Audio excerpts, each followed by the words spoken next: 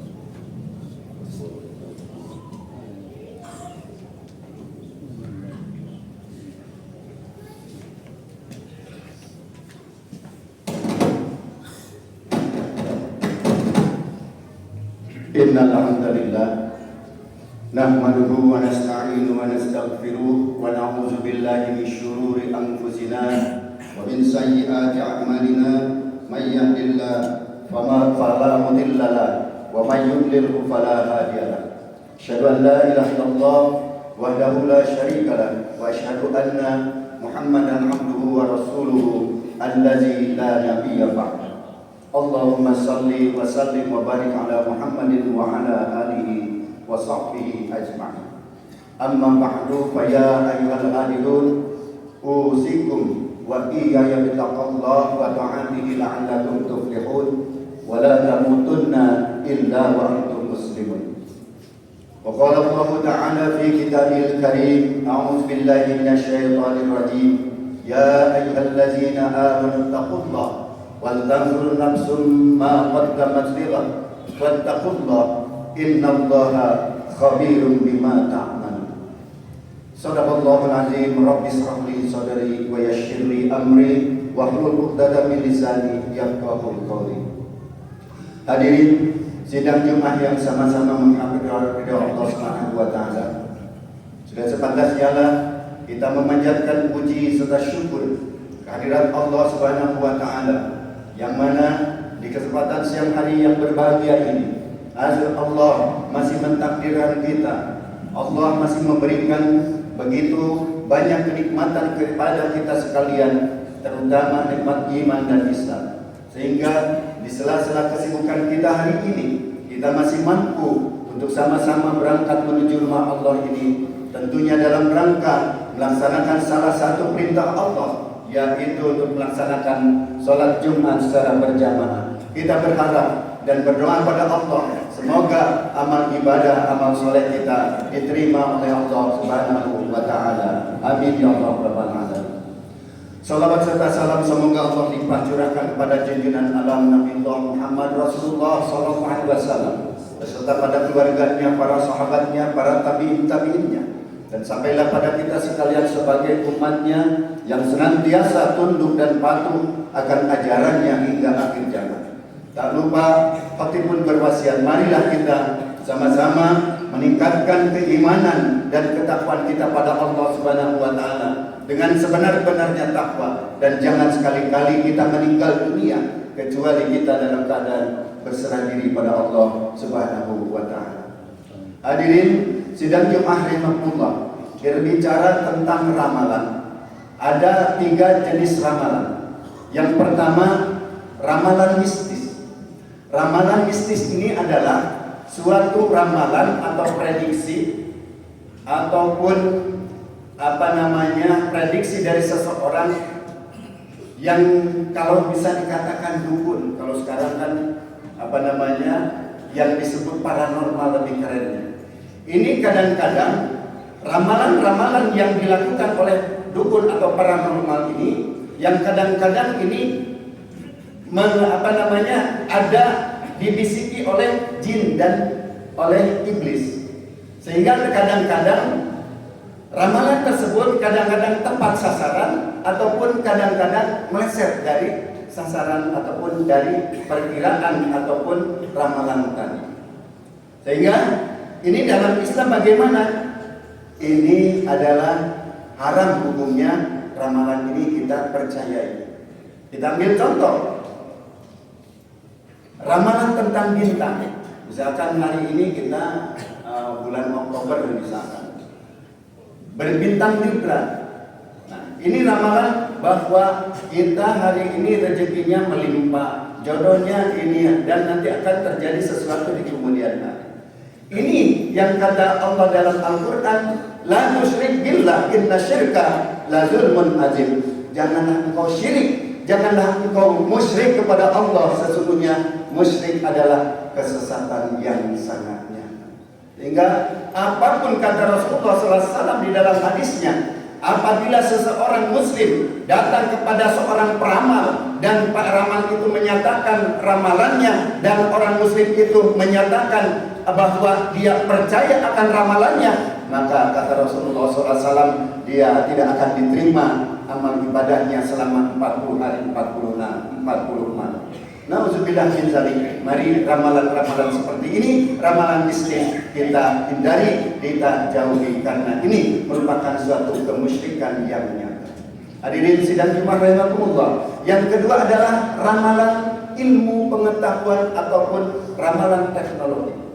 Nah, ramalan ini ataupun prediksi ini yang dilakukan oleh para ahli di bidangnya dengan perhitungan yang sangat matang, perhitungan yang sangat jitu, dan didukung oleh suatu mesin-mesin ataupun teknologi yang sangat mutakhir, sehingga bisa memutuskan bahwa hari ini misalkan terjadi hujan, ataupun hari ini di Bandung mendung, ataupun di sana mungkin terjadi hujan ataupun berawan, atau yang menentukan adanya gerhana matahari, gerhana bulan. Itu yang disebut ramalan ilmu teknologi, ilmu pengetahuan dan teknologi, yang mana ini dilakukan oleh para ahli yang ahli pada bidangnya, dan dengan hitungan yang sangat cermat serta didukung oleh teknologi yang sangat mutakhir. Sehingga bagaimana menurut Islam? Ini boleh kita percayai. Karena kalau kita misalkan akan pergi ke Jakarta, hari ini mungkin hujan lebat di daerah Purwakarta. Nah, ini kita harus berhati-hati. Ini yang disebut ramalan ilmu pengetahuan atau ramalan teknologi. Yang terakhir adalah ramalan wahyu. Nah, ramalan wahyu ini prediksi dari seorang rasul. Ramalan seorang rasul yang akan meramal akan terjadinya sesuatu di kemudian hari, dan ini ramalan ini pasti akan terjadi karena apa? Karena Rasulullah SAW khususnya memprediksi akan terjadi sesuatu hal di zaman yang akan datang. Ini sesuai dengan bimbingan wahyu-wahyu yang diturunkan oleh Allah melalui malaikat Jibril. Wa may yantiqu 'anil hawa in huwa illa wahyu yuha. Tidak semata-mata Rasul ataupun Nabi berkata-kata, memerintahkan sesuatu, meramalkan sesuatu, in huwa illa wahyu yuha, sesuai dengan bimbingan wahyu-wahyu yang Allah turunkan melalui malaikat Jibril. Jadi Rasulullah tidak pernah asal bunyi meramalkan sesuatu akan terjadi seperti ini. Ini ada bimbingan wahyu-wahyu Allah. Hadirin sidang Jumat rahimakumullah, kita ambil contoh ramalan wahyu seorang Rasul. Rasulullah SAW ini termaktub dalam, ini banyak sekali ramalan-ramalan ini termaktub dalam hadis-hadis. Saya ambil saja contoh hadis dari hadis riwayat Ibnu Majah yang dikuatkan oleh hadis riwayat Bukhari dan Muslim. Beliau mengatakan, sayati 'alan nasi zamanun, di suatu saat akan tiba suatu zaman yang menimpa umatku. Nah, ini Rasulullah sedang memprediksi, meramalkan di suatu zaman akan datang kepada umatku, pada manusia, yaitu yang pertama ini dalam hadis ini ada 4 ramalan Rasulullah, ramalan wahyu yang Rasulullah katakan dalam hadis riwayat Ibnu Majah yang dikuatkan oleh Bukhari dan Muslim. Ini yang pertama, Rasulullah mengatakan bahwa la yabqa minal islami illa ismu. Suatu saat akan tiba suatu zaman di mana Islam hanya tinggal namanya saja.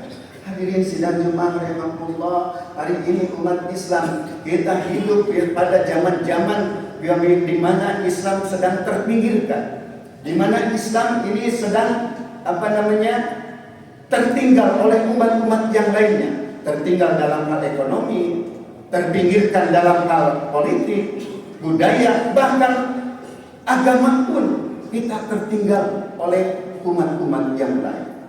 Kita kadang-kadang mempunyai harta benda, mempunyai bahwa kita ini mempunyai ilmu politik.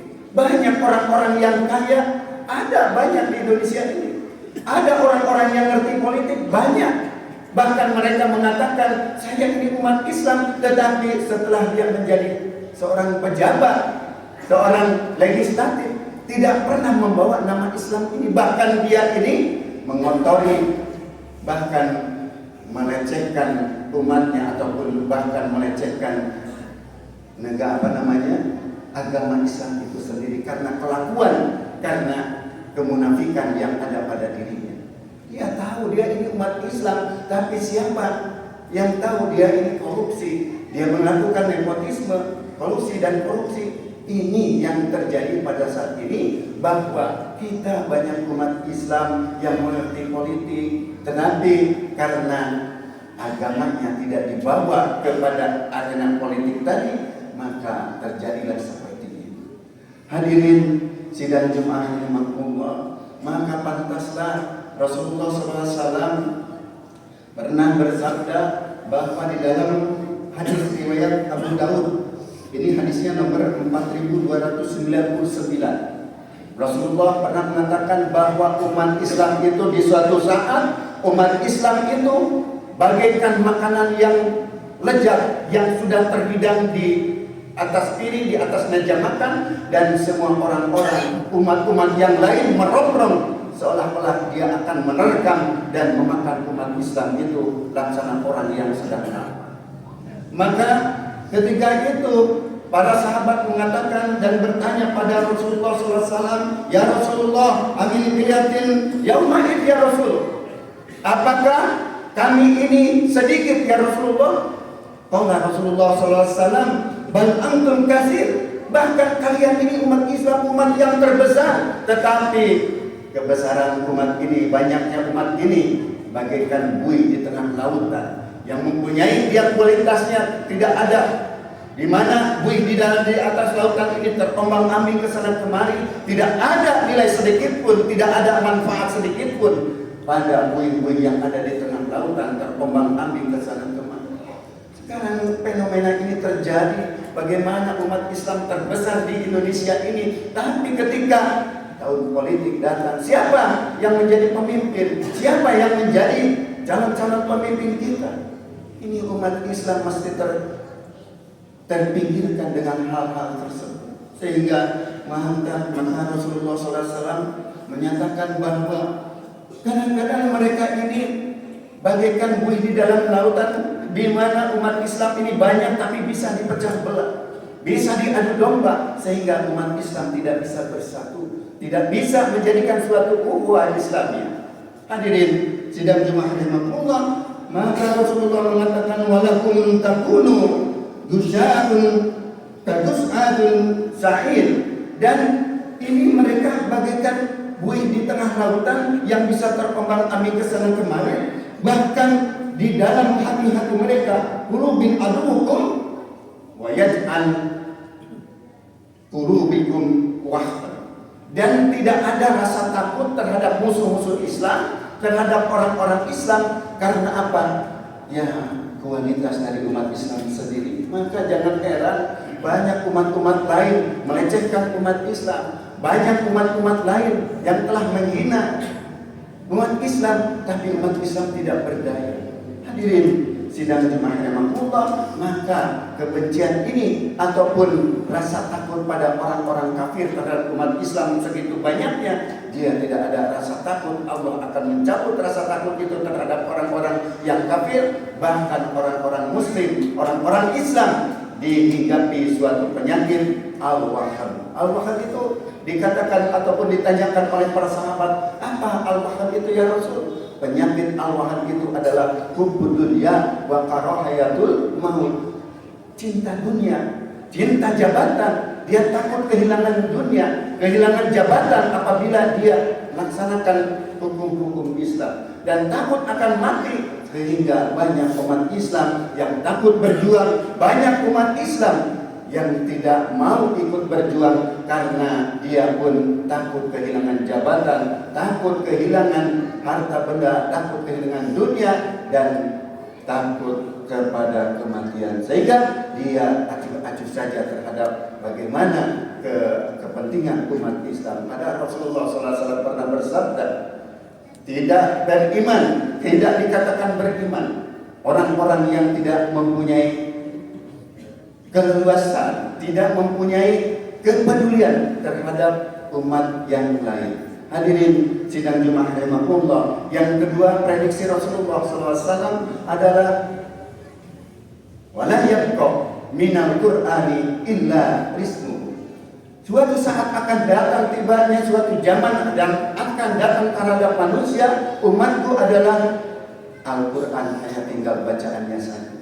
Al-Quran di mana-mana hanya dibaca dengan lantunan-lantunan yang indah, tapi ini tidak menjadikan suatu pedoman hidup, karena Al-Quran adalah hudan linnas wa bayyinatin minal huda wal furqan. Al-Quran adalah hudan, petunjuk bagi manusia, pemisah antara hak dan yang batil. Tapi Al-Quran di dalam itu tidak pernah hanya dibaca saja, tidak pernah mau dipelajari, dipahami. Bahkan apa yang ada dalam Al-Quran selalu kita amalkan. Dalam Al-Quran sudah nyata, wa'tasimu bihablillahi jami'an wa la tafarraqu. Berpegang teguhlah kalian pada agama Allah, janganlah bercerai-berai. Apa artinya sekarang banyak umat Islam terfirqah-firqah, bergolongan-golongan, saling golongan ini satu sama lainnya saling memenggakkan satu sama yang lain. Bagaimana umat Islam bisa bersatu padu? Sehingga Islam tinggal namanya dan Al-Quran hanya tinggal bacaannya saja. Karena Rasulullah SAW nawiru buyutakum fi qiraatil Quran, bacalah, terangilah rumah-rumah kalian dengan bacaan-bacaan Al-Quran. Artinya kita selalu membaca Al-Quran, selalu kita mempelajari Al-Quran, selalu kita memahami Al-Quran, dan selalu kita mengamalkan apa Al-Quran, karena Al-Quran sebagai pedoman hidup. Yang ketiga, hadirin sidang Jumat rahimakumullah, yang ketiga prediksi Rasulullah, masajidahum kharajun minal huda. Dan di sana dibangun masjid-masjid yang megah-megah, masjid-masjid yang sangat elegan dengan biaya yang miliaran, ratusan miliar, bahkan triliunan. Pada saat itu masjid itu diresmikan, datang gubernur, semua sampai lurah, sampai RT RW-nya datang untuk meresmikan masjid tadi. Tapi setelah diresmikan masjid tadi, malah besok atau lusanya masjid itu kembali menjadi sepi, tidak ada penghuninya. Bahkan yang imam itu juga, yang makmum itu juga, yang ada bahkan hanya orang itu saja. Bisa kita lihat bagaimana kemajuan umat Islam seandainya kita di masjid. Di masjid kalau subuh berjamaah sama dengan sholat Jumat seperti ini, maka disinilah sudah terjadi ukhuwah Islamnya. Kapan umat Islam bisa sholat subuh berjamaah seperti sholat Jumat ini? Hadirin sidang Jumat rahimahullah, dan ini masjid dibangun ini kharajun minal huda, dan tidak memberikan suatu pencerahan terhadap umat-umat sekitar masjid terjadi. Sehingga kita kadang-kadang masjid ini beda dengan pemahaman kita akhirnya ganti lain lagi ke masjid yang lain. Ternyata masjid ini berbeda lagi.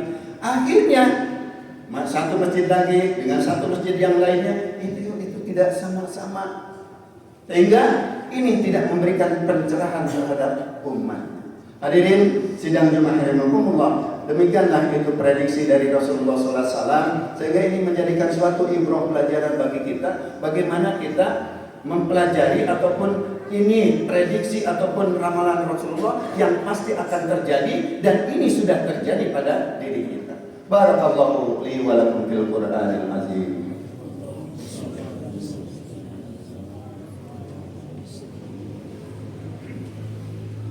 Bismillahirrahmanirrahim. Allazi khalaqal mauta wal hayata liyabluwakum ayyukum ahsanu amala. Asyhadu an la ilaha illallah wahdahu la syarika lahu wa asyhadu anna Muhammadan abduhu wa rasuluhu allazi la nabiyya ba'da. Hadirin sidang Jumat rahimahumullah, yang terakhir ini prediksi Rasulullah adalah al-ulama ulum sarru min tahtil admas sama, yaitu para alim ulama, para cendekiawan, para pejabat yang telah berkhianat dan mengkhianati para rakyatnya, umatnya, sehingga dia melakukan suatu perbuatan-perbuatan yang dilarang oleh agama. Bahkan dia ingin untuk melanggengkan cita-citanya, cita-cita dirinya, keluarganya, bahkan golongannya, tidak mau tahu bagaimana urusan rakyatnya. Inilah bahwa kata Rasulullah SAW, bahwa dalam hadis ini ditegaskan kembali oleh Rasulullah, al-askaru fi yaumain, dan orang-orang ataupun para penegak hukum yang berkhianat pula. Kadang-kadang orang-orang penegak hukum ini berurusan dengan hukum dan menjadi calok-calok hukum dan menjadi hukuman. Nah, kadang-kadang ini banyak fenomena seperti ini. Ada polisi tembak polisi. Nah, polisi ini diadili oleh polisi dan dipenjara oleh polisi. Nah, ini kata Rasulullah SAW, bahwa dunia akan hancur kalau seandainya prediksi-prediksi Rasulullah SAW yang ada pada hadis riwayat Ibnu Majah yang dikuatkan oleh hadis riwayat Bukhari dan Muslim ini, mudah-mudahan kita dengan kita memperkuat ukhuwah Islamiyah, kita selalu membaca Al-Quran, kita selalu datang ke masjid untuk sama-sama beramal ibadah, beramal soleh dalam rangka ukhuwah Islamiyah. Kita juga selalu mempersiapkan diri kita, mempersiapkan anak cucu kita untuk menjadi penerus-penerus bangsa kita. Tentunya bukan ilmu pengetahuan saja, tapi tauhid, akidah yang ada pada dirinya, sehingga dia kelak menjadi seorang pejabat, seorang panutan masyarakat, dia menjadi orang yang selalu amanah. Demikian hadirin sidang Jumat Rahmatullah, di kesempatan siang hari ini mudah-mudahan ini merupakan suatu ibrah pelajaran bagi kita sekalian, sehingga ada guna dan manfaatnya bagi kita sekalian.